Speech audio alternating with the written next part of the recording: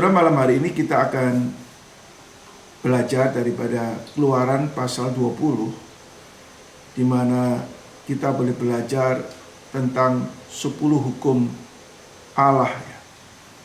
Ini satu bagian yang sebetulnya bisa dibahas panjang lebar ya. Tapi kita akan menyesuaikan waktu yang ada, kita mempelajari bagian ini ya. Hari ini kita akan pelajari introduction tentang 10 hukum, dan satu hukum saja bagaimana kita jangan ada ilah lain. Hukum yang pertama kita akan bahas ya. Nanti berikutnya kita setiap pertemuan mungkin membahas 2-3 hukum ya. Sehingga diharapkan di dalam beberapa pertemuan kita sudah bisa menyelesaikan mengenai 10 hukum ini. Nah, saya anjurkan saudara supaya saudara membaca buku daripada Katekismus Singkat Westminster. Buku ini di dalam jilid yang kedua khususnya membahas 10 hukum Allah ya. Nanti dibahas secara mendetail setiap hukum di dalam buku ini ya. Baik saudara, kita akan melihat di dalam kitab Keluaran pasal yang ke-20 ayat 1 sampai ayat ke-17. Lalu Allah mengucapkan segala firman ini. Akulah Tuhan Allahmu yang membawa engkau keluar dari tanah Mesir, dari tempat perbudakan. Jangan ada padamu Allah lain di hadapanku. Jangan membuat patung yang menyerupai apapun yang ada di langit, yang di atas, atau yang ada di bumi di bawah, atau yang ada di dalam air di bawah bumi. Jangan sujud menyembah kepadanya atau beribadah kepadanya, sebab aku Tuhan Allahmu adalah Allah yang cemburu, yang membalas kesalahan bapa kepada anak-anaknya, kepada keturunannya yang ketiga dan keempat dari orang-orang yang membenci aku. Tetapi aku menunjukkan kasih setia kepada beribu-ribu orang, yaitu mereka yang mengasihi aku dan yang berpegang pada perintah-perintahku. Jangan menyebut nama Tuhan Allahmu dengan sembarangan, sebab Tuhan akan memandang bersalah orang yang menyebut namanya dengan sembarangan. Ingatlah dan kuduskanlah hari Sabat. 6 hari lamanya engkau akan bekerja dan melakukan segala pekerjaanmu, tetapi hari ke-7 adalah hari Sabat Tuhan Allahmu. Maka jangan melakukan suatu pekerjaan, engkau atau anakmu laki-laki atau anakmu perempuan, atau hambamu laki-laki atau hambamu perempuan, atau hewanmu, atau orang asing yang di tempat kediamanmu. Sebab 6 hari lamanya Tuhan menjadikan langit dan bumi, laut dan segala isinya, dan Ia berhenti pada hari ke-7. Itulah sebabnya Tuhan memberkati hari Sabat dan menguduskannya. Hormatilah ayahmu dan ibumu, supaya lanjut umurmu di tanah yang diberikan Tuhan Allahmu kepadamu. Jangan membunuh, jangan berzina, jangan mencuri, jangan mengucapkan saksi dusta tentang sesamamu, jangan mengingini rumah sesamamu, jangan mengingini istrinya atau hambanya laki-laki atau hambanya perempuan, atau lembunya atau keledainya, atau apapun yang dipunyai sesamamu. Ya, saudara, ini bagian firman Tuhan yang sudah kita baca dalam Keluaran 20 ayat 1 sampai 17. Ini disebut sebagai hukum moral yang diberikan Tuhan kepada orang Israel. Di dalam PA sebelumnya saya memberitahukan bahwa sebelum orang Israel masuk tanah Kanaan, Allah memberikan 3 macam hukum. Pertama, hukum daripada moral, harus 10 hukum ini. Kemudian ada hukum yang berhubungan dengan upacara keagamaan atau hubungan dengan ibadah mereka kepada Tuhan, yang disebut dengan hukum seremonial law ini menjadi hukum yang mengatur bagaimana mereka beribadah kepada Tuhan. Yaitu beribadah di dalam roh dan kebenaran. Lalu juga ada hukum sipil. Ya. Hukum sipil adalah hukum yang mengatur akan kehidupan mereka sebagai satu bangsa, sebagai satu masyarakat. Ya. Dan hukum-hukum ini diberikan oleh Tuhan sebelum mereka masuk tanah Kanaan, supaya mereka boleh menerapkan kehidupan sebagai imamat yang rajani, bangsa yang kudus, milik Allah untuk hidup sesuai dengan hukum Tuhan. Nah, ini diberikan Tuhan secara progresif kepada orang Israel. Dan hari ini kita membahas mengenai 10 hukum Allah yang diberikan sebagai landasan moral kehidupan orang Israel, atau sebagai landasan kehidupan yang saleh di depan Tuhan. Saudara, kalau kita ingin membagi di dalam bagian ini, saudara, maka saya bisa membagikan dengan 3 pembahasan di dalam Keluaran pasal 20 ini. Ya. Yang pertama, introduction atau pendahuluan sebelum Allah menyampaikan 10 hukum.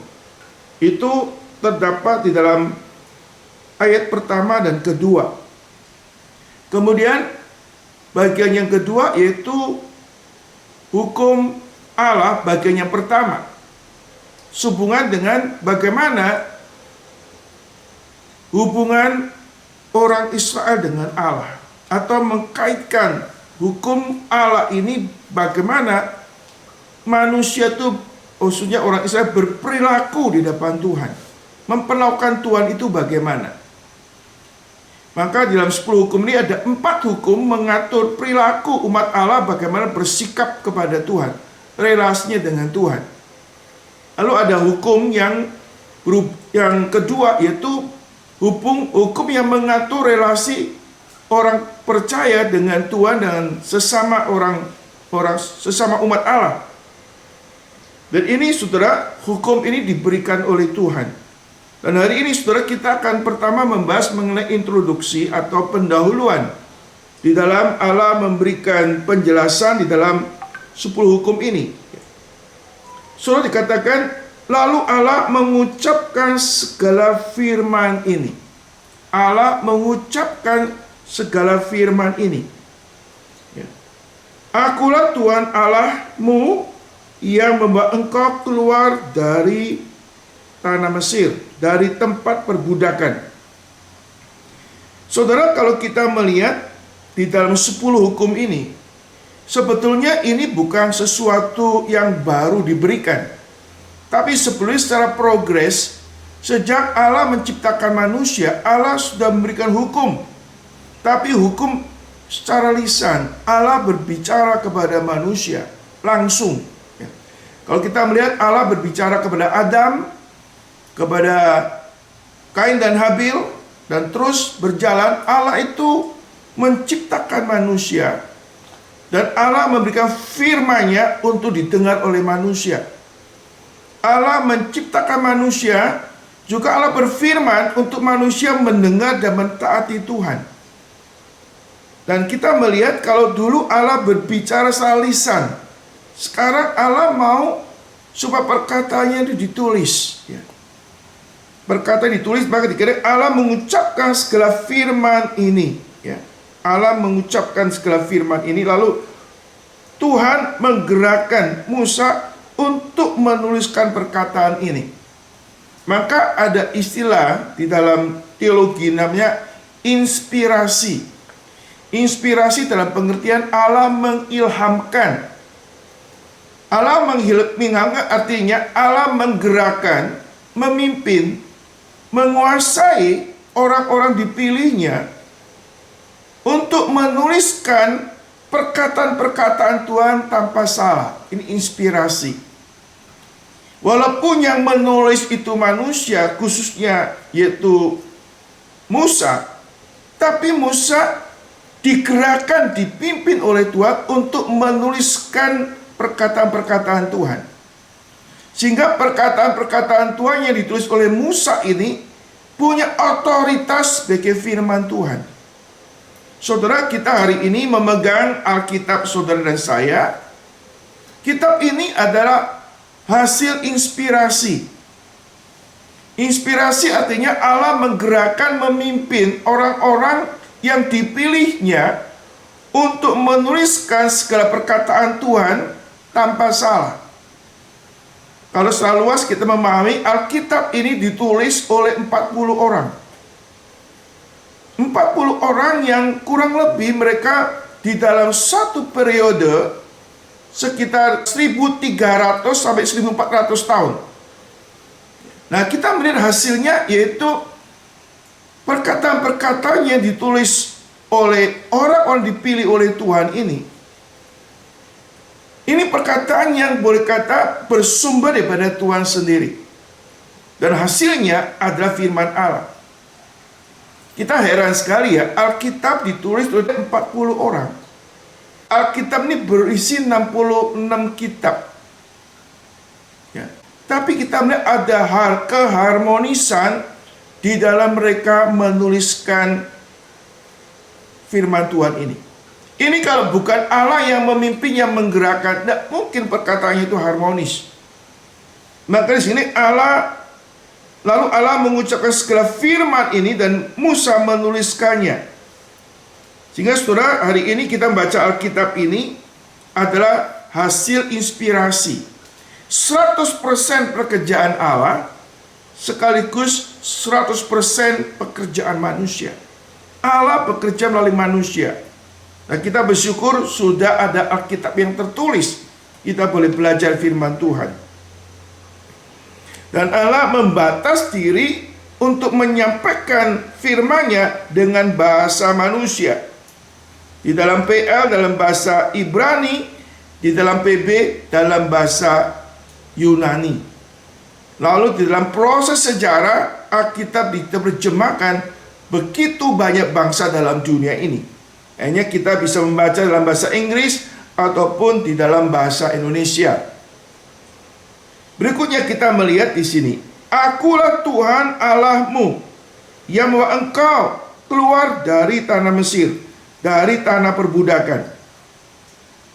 Saudara, di sini katakan Akulah Tuhan. Artinya Allah memperkenalkan diri, aku ini Tuhan. Tuhan dalam huruf besar Yahweh. Ya, itu artinya istilah Yahweh. Ya. Itu artinya God Covenant. Allah yang mau berelasi dan mengikat perjanjian dengan manusia. Saudara, kalau kita Akulah Tuhan Allahmu, ya, itu Akulah Tuhan, ya, menyatakan Allah itu Allah yang ingin membangun relasi dengan manusia. Saudara, kita kan Akulah Tuhan ini juga menyatakan aku adalah Tuhan yang kekal. Istilah akulah, aku adalah, ini dalam bentuk present, artinya Allah yang kekal. Ya. Saudara, dalam bahasa Ibrani ada istilah Allah. Allah itu adalah Elohim. Ya. Kalau Tuhan itu Yahweh. Ya. Nah, keunikan dalam menggunakan kata Allah, saudara, dalam bahasa Ibrani, istilah Allah itu Elohim. Elohim itu sebetulnya dalam bentuk jamak dari kata El, diakhiri im, Elohim. Tapi di dalam penulisannya memiliki keunikan.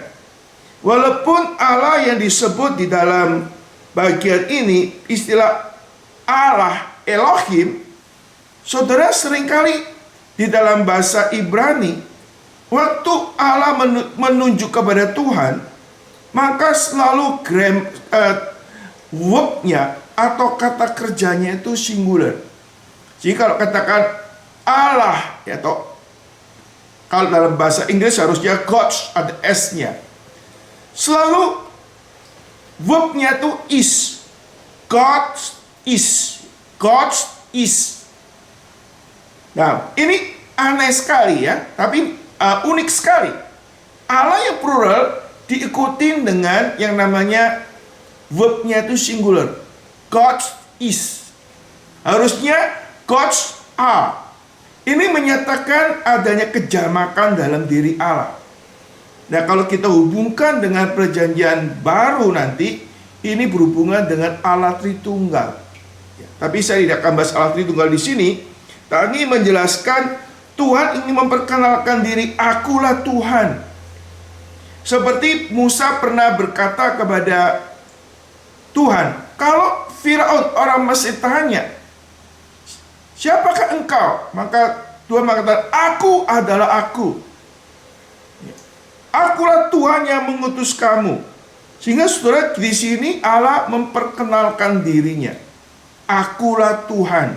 Ya. Kemudian katakan yang kedua, Allah menyatakan apa yang telah dilakukan Tuhan kepada orang Israel.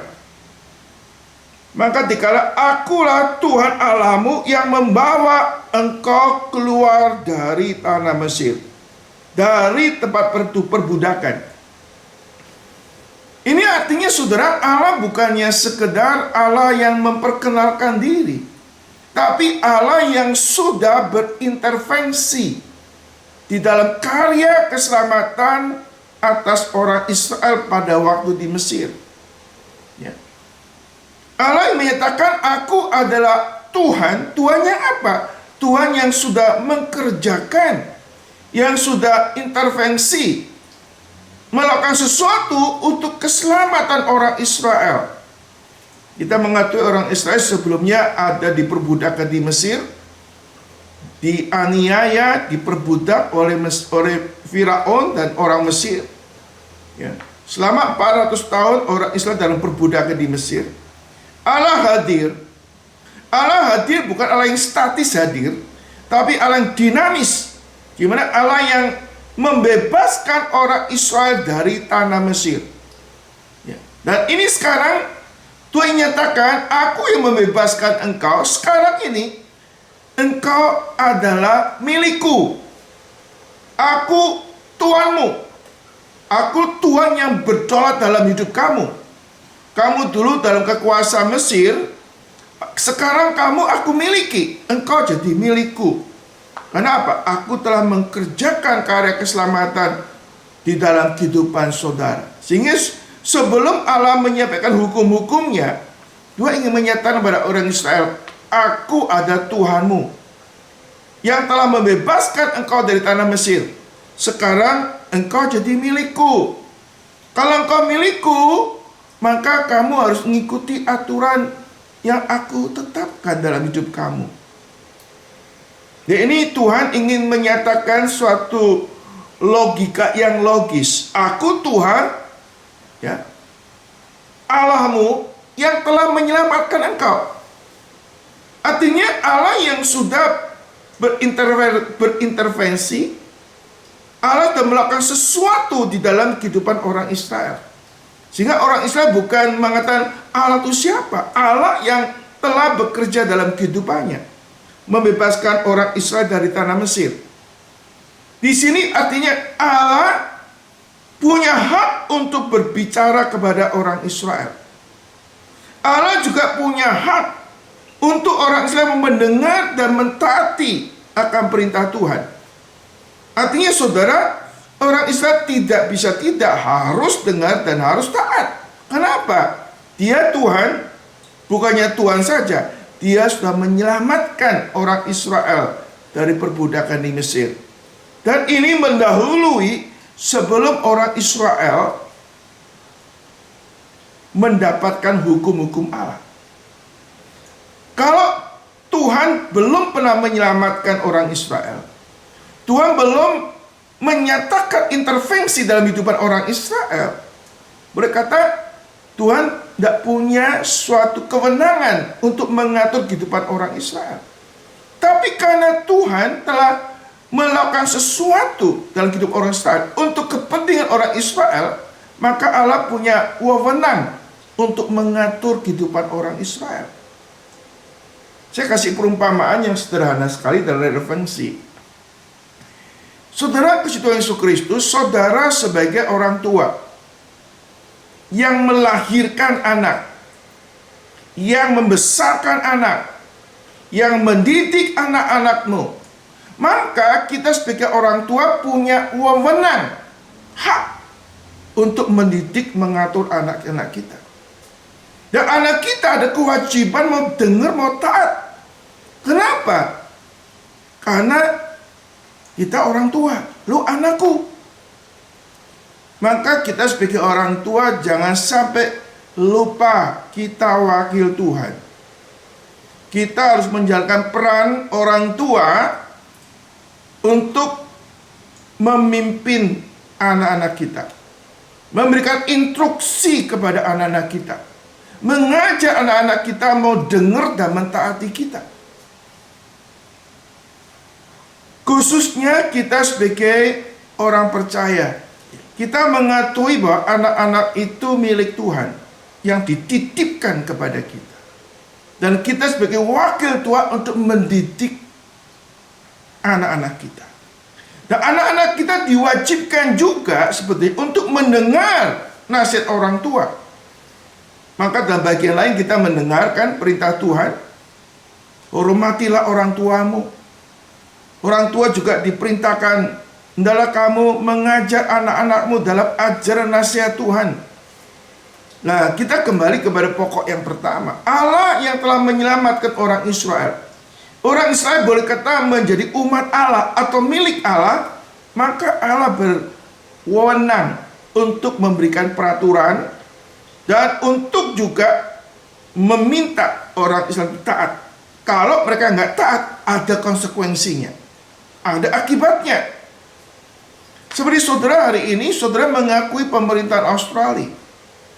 Saudara telah diizinkan, diterima sebagai orang yang tinggal di Australia. Entah saudara sebagai citizen, entah saudara sebagai permanent resident, atau sekedar saudara punya visa untuk di sini. Selama saudara tinggal di Australia, saudara harus ngikutin semua peraturan-peraturan yang ada di Australia ini. Kalau saudara tidak mau taat, tidak mau nurut, ya jangan tinggal di sini. Jangan jadi warga negara orang, jangan jadi warga negara Australia. Jangan menjadi citizen. Jangan minta visa ada di sini. Kalau saudara punya dapat visa di sini atau sebagai temporary resident di sini, maka kewajiban saudara mau mengikuti peraturan-peraturan yang ada. Demikian juga saudara, orang Israel yang sudah ditebus, diselamatkan oleh Tuhan, maka nggak ada choice. Kamu harus dengar dan harus taat. Kalau nggak taat ada konsekuensinya. Kalau taat ada berkat yang menyertai saudara. Ini bukan suatu choice, tapi suatu keharusan. Saudara, ini kaitan dengan kita sebagai orang Kristen. Orang Kristen sejati yaitu orang yang sudah bertobat, ya, meninggalkan dosa, yang sudah menerima anugerah keselamatan, lalu mau menjadi orang percaya, di pengikut Kristus. Maka setelah kita menjadi orang percaya kepada Tuhan, jadi pengikut Kristus, maka sejak kita percaya, kita menjadikan Kristus Tuhan dalam hidup saudara saya. Dia berdaulat dalam hidup saudara dan saya. Dia berdaulat untuk mengatur hidup kita. Tugas kita apa? Mentaati kehendak Tuhan, melakukan kehendak Tuhan, untuk hidup menyukakan Tuhan. Maka di sini saudara-saudara Tuhan Yesus Kristus, akulah Tuhan Allahmu yang membawa engkau keluar dari tanah Mesir, dari tanah perbudakan. Ini sebagai introduction. Akulah Tuhan Allahmu sekarang. Ya. Tuhanmu bukan lagi Firaun. Kamu bukan lagi milik Firaun. Engkau milikku. Sekarang ikutin aturan hidupku. Ya. Dan inilah menjadi suatu introduction di dalam Tuhan berkata kepada orang Israel. Lalu berikutnya dikatakan hukum ini berkata bagian hukum yang pertama, yaitu relasi orang percaya dengan Tuhan. Ini ada 10 hukum, 4 relasi dengan Tuhan, 6 relasi dengan Tuhan dan sesama orang percaya. Saudara katakan di sini, jangan ada padamu Allah lain di hadapanku. Ya. Pakai huruf kecil semuanya. Ini Allah lain, itu dalam bentuk sebetulnya bentuk plural ya, Allah lain. Saudara, ini yang menjadi uniknya saudara, saya ingin jelaskan lebih dulu. Jangan ada padamu Allah lain. Nah saudara, yang pertama yang menjadi keunikan, jangan ada padamu. Nah istilah mu ini saudara berbentuk singular kembali. Artinya Tuhan berbicara walaupun untuk kepentingan banyak orang, umat Allah, tapi waktu Tuhan berkata-kata ditujukan kepada pribadi. Janganlah ada padamu pribadi Allah lain di hadapanku. Jadi surah pertama sudah firman itu diarahkan kepada personal, singular. Jangan ada padamu itu singular. Saudara, waktu sudah mendengar firman Tuhan, ya, walaupun firman Tuhan diberitakan untuk banyak orang, tapi tertuju kepada personal. Saudara harus bagaimana menyediakan diri secara personal untuk meresponi Tuhan. Jangan ada padamu Allah lain di hadapanku. Saudara, harusnya orang Israel itu ngeh. Ngehnya apa saudara?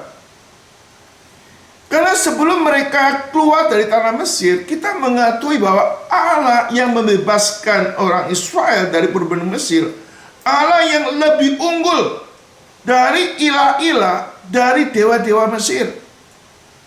Nah sekarang Tuhan minta supaya orang Israel itu menjadikan Tuhan satu-satunya sebagai objek penyembahan. Jangan ada ilah lain di hadapanku. Saudara, Allah sudah mendemonstrasikan pekerjaan yang besar, melampaui ilah-ilah yang ada di Mesir. Saudara, ini menjadi suatu proyeksi, karena nanti saudara, orang Israel waktu masuk tanah Kanaan, dia akan menghadapi pluralisme agama di sana.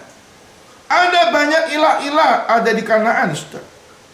Nah ini Tuhan sudah mengantisipasi. Engkau dulu di Mesir, engkau melihat adanya pluralisme agama. Banyak agama-agama kepercayaan di Mesir. Dan sekarang aku peringatkan kamu, setelah kamu menjadi milikku, aku jadi Tuhan Allahmu, maka janganlah ada Allah lain di hadapanku. Saudara, saya tekankan lagi, jangan ada padamu itu singular, pribadi, person. Tapi juga ini berkaitan dengan semua orang Israel. Ini berbau juga punya makna kolektif, makna yang general. Gak ada ilah lain di hadapanku. Ini satu perkataan Tuhan kepada orang Israel. Jangan ada ilah lain. Saudara suka dengan Yesus Kristus, bahaya daripada kehidupan orang Israel, saudara, bagaimana mereka ini tergoda untuk menyembah ilah lain. Nah, kita mengetahui orang Israel, saudara, Tuhan sudah menyatakan diri melalui Gunung Sinai ini. Siapakah Allah itu? Jangan ada ilah lain di hadapanku. Saudara, sebelum mereka meninggalkan Sinai, mereka sudah melakukan suatu pelanggaran yang fatal, membuat lembu emas dan menyembahnya, saudara. Ini kekonyolan yang memalukan sekali, saudara. Saudara-saudara Yesus Kristus, kita akan membahas ke berikutnya. Jangan ada ilah lain di hadapanku. Saudara, di sini mengkaitkan dengan adanya sinkretisme, bahaya sinkretisme. Sinkretisme itu percampuran dua agama. Ya. Nanti ada yang namanya sinkretisme itu bisa juga percampuran dengan banyak agama.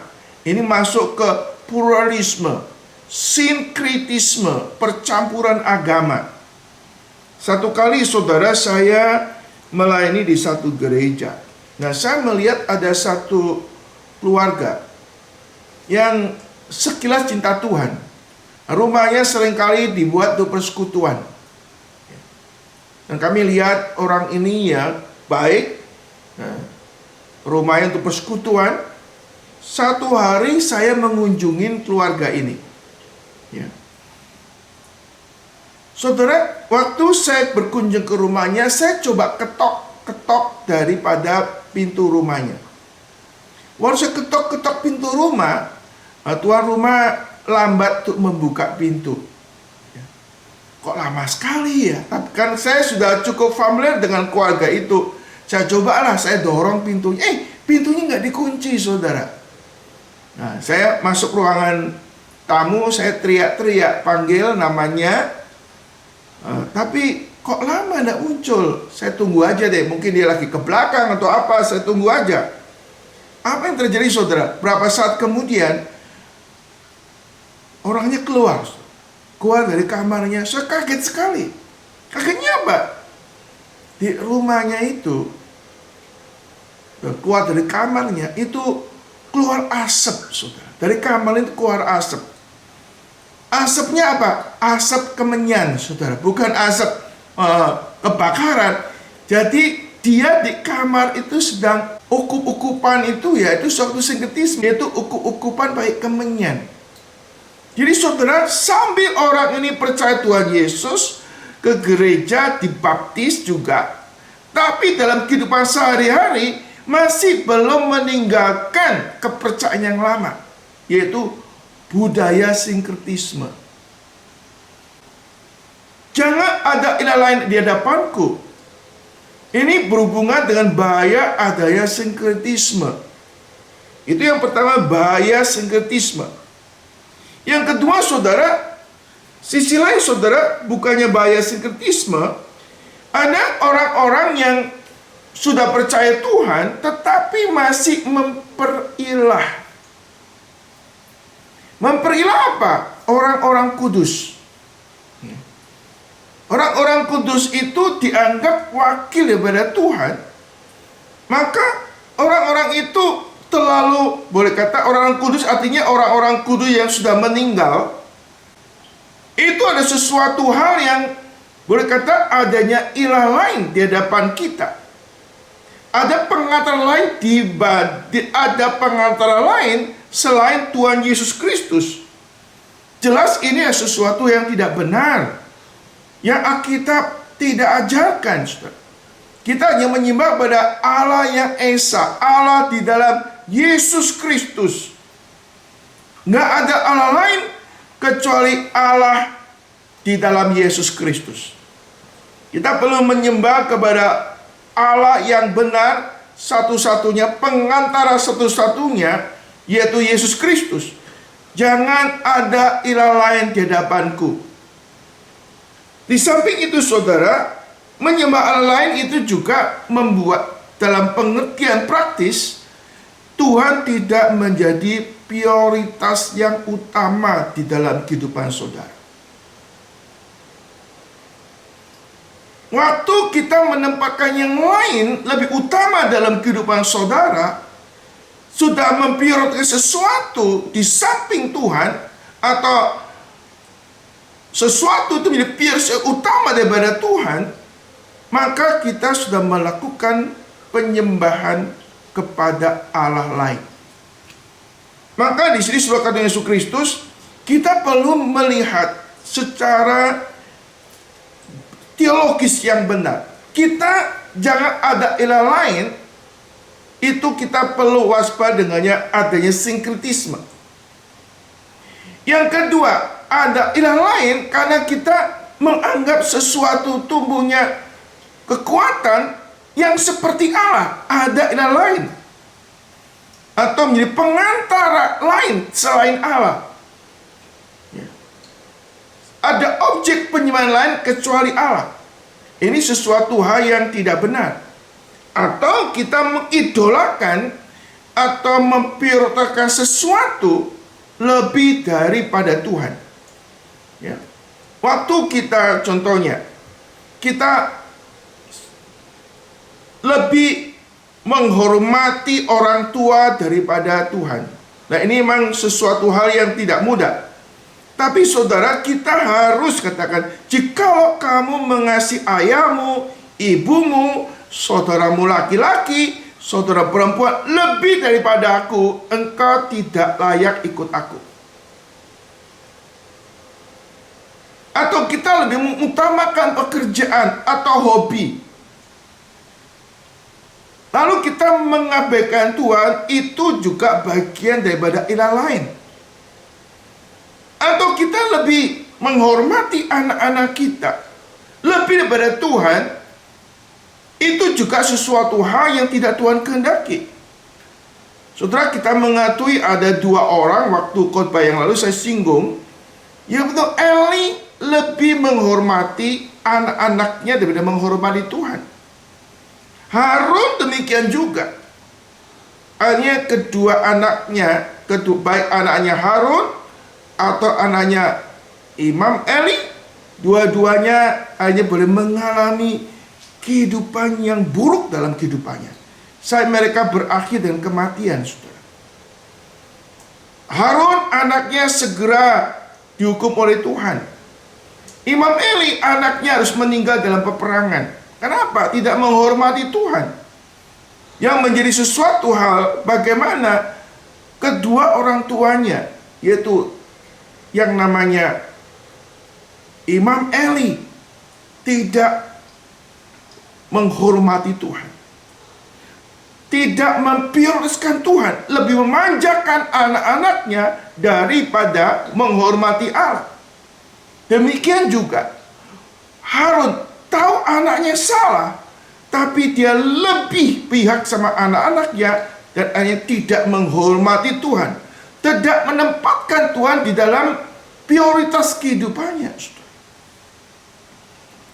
Saudara, kita bukan hanya sekedar jangan ada ilah lain dalam pengertian secara teologis, tapi dalam hidup kita, apakah kita ada sesuatu yang akhirnya menggeser tata Tuhan dalam kehidupan saudara dan saya? Baik sebagai seorang istri dan suami, suami lebih mendengar perkataan istri, perkataan Tuhan, atau sebaliknya, istri lebih mendengar perkataan suami daripada mendengar perkataan Tuhan. Itu menjadikan ada ilah lain di dalam kehidupan saudara.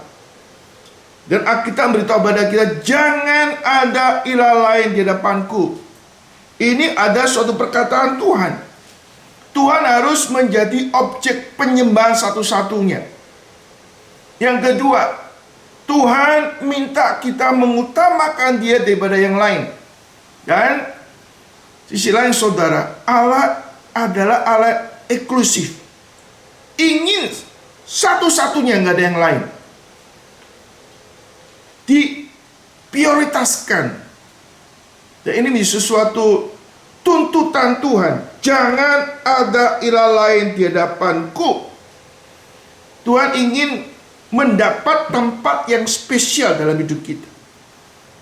Tuhan ingin supaya tata Tuhan menjadi tata yang utama dalam kehidupannya. Bahkan kalau kita melihat saudara, nanti dalam kitab Ulangan, Musa mengatakan, sekarang pilihlah, engkau mau mendengar Tuhan, beribadah kepada Tuhan, atau engkau beribadah kepada yang lain. Pilihlah salah satu. Jangan pilih dua-duanya, pilih salah satu. Tuhan tidak mau kita ini jadi ambigu, tidak ini, tidak itu, atau dua-duanya tidak. Tuhan ingin salah satu.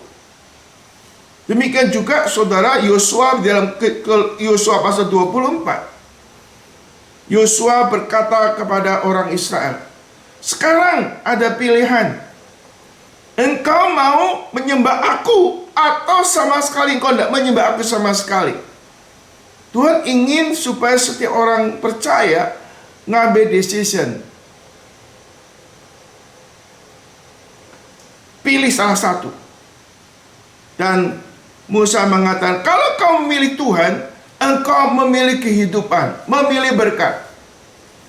Engkau tidak memilih aku, engkau memilih kematian, kebinasaan.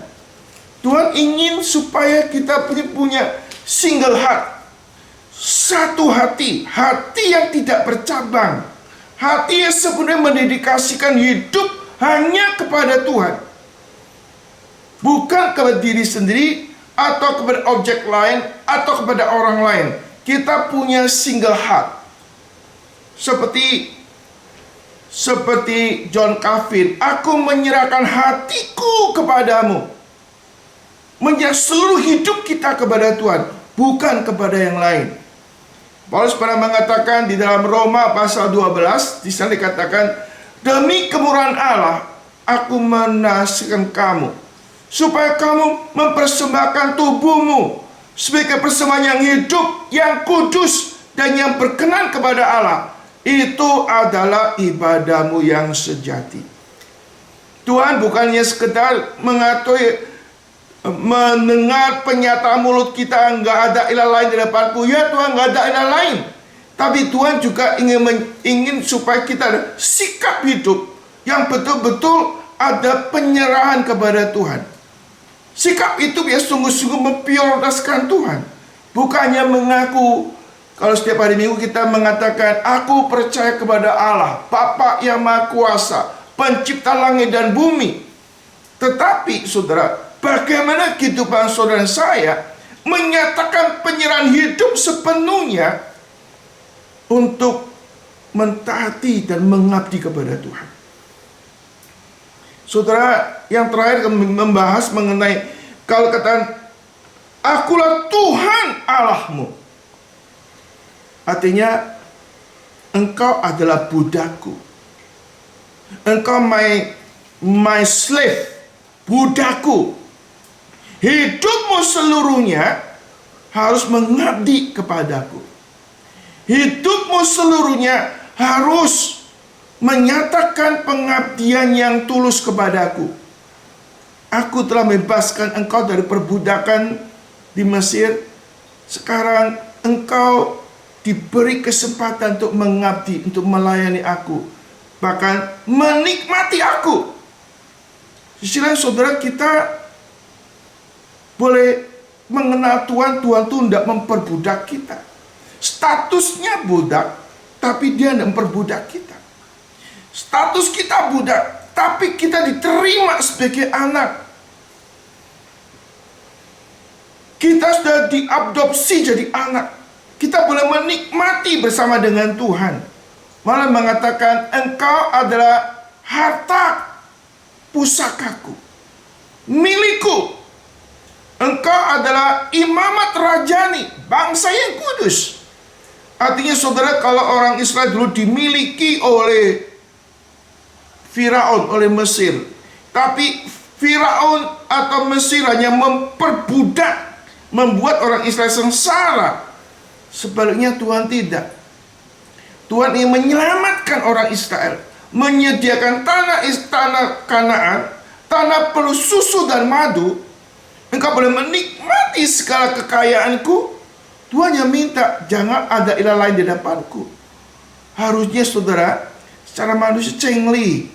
Tuhan memberikan peraturan bukan untuk mengikat, bukan menyengsarakan, tapi memberikan kebebasan untuk kita boleh menikmati Tuhan, menikmati berkat Tuhan. Maka kadang-kadang sangat heran sekali kemudian ada orang-orang akhirnya tidak sepenuhnya mengabdi melayani Tuhan, karena mereka menganggap sepi anugerah Tuhan. Anugerah Tuhan yang luar biasa itu dianggap biasa saja, bahkan diabaikan.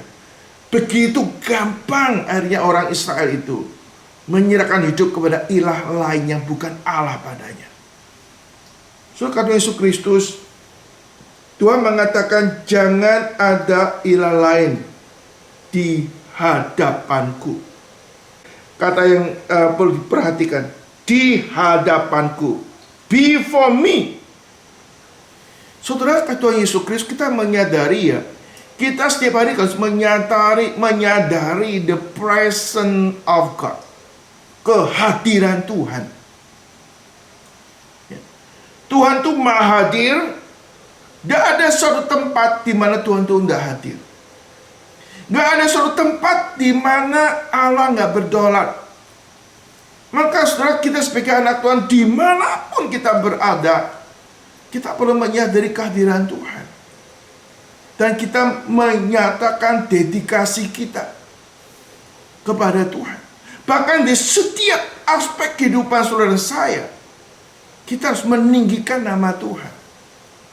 Kita harus menyadari segala sesuatu yang kita kerjakan, baik engkau makan atau kau minum, lakukanlah untuk kemuliaan Tuhan. Ini yang baik dan yang berkenan kepada Tuhan. Karena Allah menghendaki orang-orang yang menyembah demikian. Jangan ada yang lain. Setiap aspek hidup kita, kita menyadari Tuhan. Dan sekaligus kita mau meninggikan tata Tuhan. Saudara, pada waktu kita meninggikan tata Tuhan, Allah sekaligus menyatakan kehadirannya, karyanya di dalam kehidupan saudara dan saya. Saudara, kalau kita bercermin dalam perjalanan Abraham, saudara, kita memahami ya, hampir seluruh kitab Musa ini. Ya, ini kitab Musa, 5 kitab Musa, itu ditulis tujuannya. Yang awalnya, tujuan pertama ditulis ini untuk persiapan orang Israel masuk tanah Kanaan. Sehingga kisah Adam dan Hawa, sampai kisah daripada Abraham, kisah daripada Yusuf, ini sebenarnya semua cerita pembaca pertamanya itu orang Israel, mempersiapkan mereka masuk tanah Kanaan. Kita melihat Abraham dimanapun dia singgah, dia menyatakan penyembahan kepada Tuhan. Dia membangun mezbah, menyerukan nama Tuhan. Artinya, dia ingin menyatakan, aku ini percaya kepada Allah. Nggak ada Allah lain. Aku satu menyembah Allah yang hidup. Tuhan yang sudah menyatakan diri kepadaku. Dimanapun Abraham berada, dia membangun mezbah dan menyerukan nama Tuhan. Artinya, dimanapun Abraham pergi, dia meninggikan panji-panji Tuhan. Saudara, Tuhan Yesus Kristus, kita perlu bukannya secara verbal aku percaya kepada Allah, tapi kita boleh menyatakan setiap aspek hidup kita. Pengakuan kita dengan mulut dinyatakan di dalam hidup kita, supaya orang lain tahu. Kita boleh menyaksikan Tuhan yang hidup yang kita sembah itu. Sehingga dimanapun kita berada, orang melihat bahwa kita tuh orang yang tanda kutip berbeda. Kita orang percaya kepada Tuhan. Kita orang yang mengabdi kepada Tuhan. Kita orang yang mengutamakan Tuhan di dalam kehidupan saudara dan saya. Dan lalu itu saudara, kita boleh meninggikan nama Tuhan. Saudara, kita melihat di dalam kehidupan Daniel. Ini contoh saudara. Dia betul-betul orang yang konsisten menyatakan kepercayaan kepada Allah yang esa.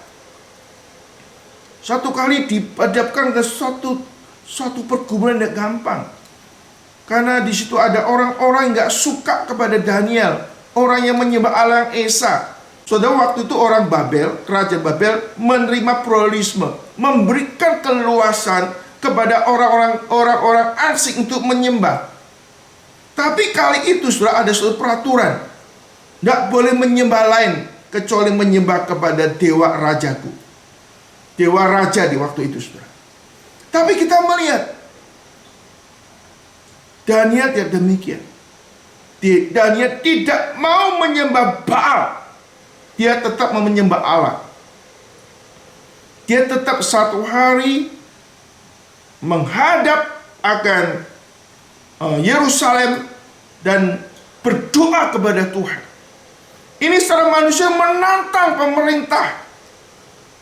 Tapi itulah saudara, dia berani menunjukkan jati diri imannya secara public life, dalam kehidupan publik. Aku menyembah Allah, aku mengutamakan Tuhan. Aku siap mati, aku siap digeser, aku siap dipecat, aku siap mengalami apapun. Aku tidak mau menjual imanku. Aku tidak mau menggeser prioritas hidupku kepada Tuhan. Saudara, saya melihat luar biasa sekali sikap daripada Daniel. Hari ini sudah berapa banyak orang-orang Kristen yang berani menyatakan imannya kepada Tuhan. Bukannya dengan mulut, tapi dalam kehidupan. Betul-betul menjadi orang yang menyatakan pengabdiannya kepada Tuhan, kesetiaan kepada Tuhan, sekaligus prioritas hidupnya kepada Tuhan yang nggak tergeser, yang nggak tergantikan. Termasuk tidak mau, boleh kata seperti Daniel, dirinya pun tidak, dirinya sendiri jangan sampai menjadi penghambat bagi dia untuk memprioritaskan Tuhan. Kadang-kadang kita karena keselamatan kita, karena keuntungan kita, kepentingan kita, kita mengkorbankan iman kita. Daniel sampai rela mengkorbankan hidupnya sendiri, karirnya, demi menyatakan kesetiaannya, pengabdiannya, prioritasnya kepada Allah yang disembah. Ini sesuatu sikap hidup yang luar biasa daripada yang namanya Daniel. Saudara, jangan ada ilah lain di depanku. Ini menjadi perenungan terus-menerus dalam kehidupan saudara. Artinya Tuhan ingin supaya Dia ada di tempatnya utama dalam hidup kita. Setiap hari kita di depan Tuhan, dari bangun tidur sampai kita tidur lagi. Apakah kita tetap mengutamakan Tuhan? Nggak ada suatu detik dalam hidup saudara ini menggeser posisi Tuhan. Saudara, kita seringkali gagal, bukan? Kita kadang lemah mengenai tantangan, kesulitan, sehingga kita kadang satu kala kadang mengabaikan kehadiran Tuhan. Pengandalan kita kepada Tuhan, penyerahan kita kepada Tuhan. Di dalam sejarah kadang-kadang orang tidak lagi, boleh kata, mengabaikan posisi hidupnya, keuntungan hidupnya, bahkan rela menderita bagi Tuhan. Sikap yang demikian adalah sikap yang Tuhan mau dalam kehidupan saudara dan saya. Tuhan menyatakan diri kepada orang Israel, "Akulah Tuhan Allahmu yang telah membebaskan engkau dari perbudakan di Mesir. Jangan ada ilah lain di depanku." Artinya engkau harus mengabdi kepadaku satu-satunya.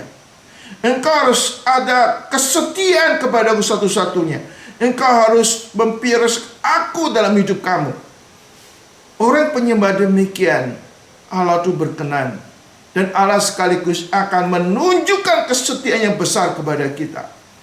Bahkan sesuai dengan janjinya, Dia akan menyertai, memberkati saudara dan saya.